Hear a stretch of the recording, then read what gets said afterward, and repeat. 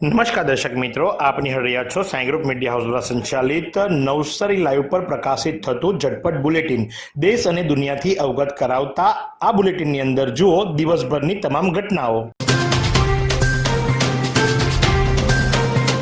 વિજ્ઞાન સાથે ધર્મનો સમવયથી અગાડી જશું। ધર્મ અને વિજ્ઞાન આજે ઘણી જગ્યાએ સામસામે ઊભેલા દેખાય છે। વિજ્ઞાનમાં માનનારા કેટલા લોકો ધર્મને નકારે છે, જ્યારે અમુક કિસ્સામાં ધર્મ પૂર્વત્વે અતૂટ શ્રદ્ધા ધરાવનારાઓએ વૈજ્ઞાનિક સત્યોને અવગણે છે। પણ વિજ્ઞાન સાથે ધર્મનો સમવય કરાવનાર સમય પાકી ગયેલો છે। દેવું કરી અંધશ્રદ્ધાની ધર્મ પાળવો જરૂરી નથી। નવસારી કૃષિ યુનિવર્સિટી નવસારી ખાતે 2 દિવસીય વિકસિત ભારત માટે કૃષિ વિસ્તર અને નાવીન્યતા અને સફળ રચના ઉપર નેશનલ સેમિનારનું આયોજન કરવામાં આવ્યું હતું। નવસારી કૃષિ યુનિવર્સિટી નવસારી અને Gujarat society of extension education આણંદના સંયુક્ત ઉપક્રમે વિકસિત ભારત માટે કૃષિ વિસ્તરણ અને નાવીન્યતા અને સફળ રચના ઉપર નેશનલ સેમિનારનું આયોજન કરવામાં આવ્યું હતું। આ 2 દિવસીય સેમિનારમાં અધ્યક્ષ સ્થાને નવસારી કૃષિ યુનિવર્સિટીના માનનીય કુલપતિ ડૉક્ટર Z.P. પટેલ ઉપસ્થિત રહ્યા હતા। વેસમા ગામ મુસ્લિમ સમાજનો સમૂહ લગ્ન યોજાયો। જલાલપોર તાલુકાના વેસમા ગામે આવેલ મૌલાના અબુલ કલામ આઝાદ ગર્લ્સ સ્કૂલ મુકામે સહાયતા ટ્રસ્ટ વેસમા તેમજ અંજુમન એ તાલીમુ મુસ્લિમ માલેકપોરના સહયોગથી ત્રીજો સમૂહ લગ્ન યોજાયો। સેટ એચ.સી. પારેખ નવસારી હાઈસ્કૂલનો 90મો સ્થાપના દિન રંગેચંગે યોજવાયો। નવસારી કેળવણી મંડળ સંચાલિત સેટ એચ.સી. પારેખ નવસારી હાઈસ્કૂલ તથા સીમા પટેલ ઉચ્ચતર માધ્યમિક વિદ્યાલયના 90મા સ્થાપના દિન પ્રસંગે શાળાના એકંદર 260 જેટલા વિદ્યાર્થીનીઓએ રજૂ કરેલ ગુજરાતી, રાજસ્થાન અને મરાઠીની લોક સંસ્કૃતિ ઉજાગર કરતી 18 જેટલી કૃતિઓને દર્શકોને આનંદ હિલોળે ચડાવ્યો હતો। ખેરગામના વરિષ્ઠ દોડવીરોએ ચીખલી મેરેથોનમાં ભાગ લીધો।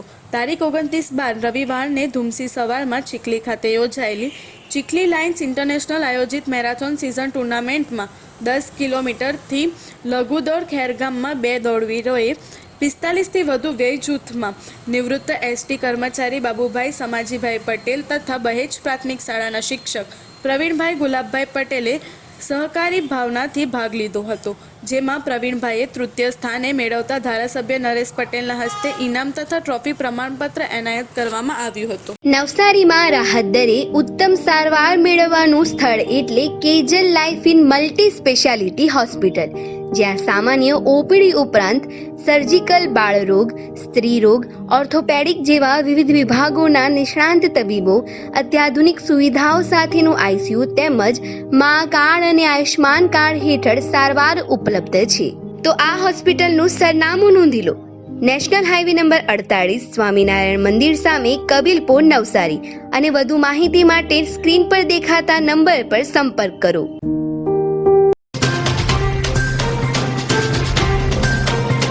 મૈત્રી પરિવાર નવસારીનું વાર્ષિક સ્નેહ સંમેલન યોજાયું।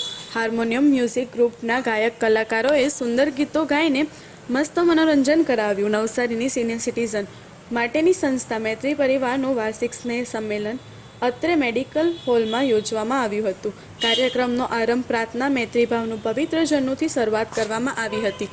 મૈત્રી પરિવારના હિનાબેન શાહમરની ગ્રુપના ગાયક કલાકારોનો પરિચય અપાવ્યો હતો।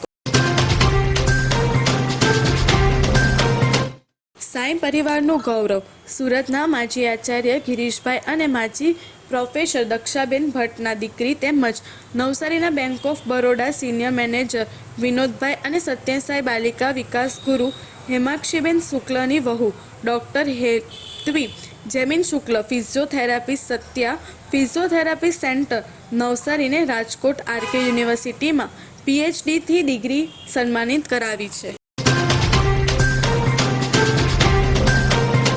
નવસારી તાલુકાના રમત ઉત્સવમાં સિસોદરા કન્યા શાળા કબડ્ડીમાં સતત 3જા વર્ષે ચેમ્પિયન બની હતી, હેટ્રિક નોંધાવી। નવસારી તાલુકા પંચાયત દ્વારા નવસારી તાલુકાની પ્રાથમિક શાળાઓના બાળકો માટેનો રમત ઉત્સવ 2024 કસ્બાપોર ક્રિકેટ મેદાન ખાતે રાખવામાં આવ્યો હતો, જેમાં કેન્દ્ર અને વિભાગ રમત ઉત્સવમાં કુલ 87 જેટલા બાળકોએ ભાગ લઈ વિવિધ વ્યક્તિગત અને સાંઘિક રમતોમાં વિજેતા બની તાલુકા કક્ષા સ્પર્ધા સિસોદરા ગણેશ શાળા, કબડ્ડી સ્પર્ધામાં સેમીફાઇનલમાં ધામણ શાળા અને ફાઇનલમાં પારડી પ્રથમ શાળા સામે વિજેતા બની હતી અને આ કન્યા શાળાએ સતત ત્રીજા વર્ષે જીતની હેટ્રિક હતી. ખેરગામની રવિવાર સવાર ગાઢ ધુમ્મસની ઓગાસમાં સૂર્ય ઢંકાયો. દક્ષિણ ગુજરાતમાં તદ્દન ગ્રામ્ય વિસ્તારમાં થોડા ઠંડી અનુભવાય છે. અર્ધ શહેર કે શહેરી વિસ્તારમાં તો વાહનનું પ્રદૂષણ ભારે હોય છે. ઠંડકનો અનુભવ થતો નથી. હાલતમાં ઉત્તર ભારત ઠંડીથી થરથરે છે, જેને લીધે મધરાત બાદ થોડી ઠંડી અનુભવાય છે. પરંતુ રવિવારની સવારે ખેરગામ વિસ્તારમાં ભારે છવાઈ જતાં 50 મીટરનું પણ ખૂબ ઝાંખું દ્રશ્ય દેખાતું હતું. વાહનોની હેડલાઇટથી ચાલતા હતા. આના લીધે ચીખલી ખાતેની લઘુ મેરાથોન પણ મળસ કે 5:30 બદલે 7 વાગે શરૂ થઈ હતી. आइसक्रीम हमारे यहाँ रोज चाहिए और वो भी रिफ्रेश के आइसक्रीम मिक्स.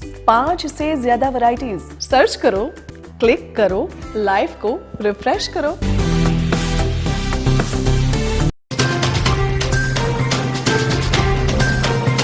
રામ સમાજને જોડે છે, રાવણ સમાજને તોડે છે. આછાવાણી બાંધાફળિયામાં ચાલી રહેલ પ્રફુલભાઈ શુક્લની 877મી રામકથામાં આજે રામેશ્વર પૂજા ઉત્સવ ભારે જન મેદાનની વચ્ચે ઓમ નમઃ શિવાયના ગગનભેદ નાદ સાથે ઉજવાયો હતો.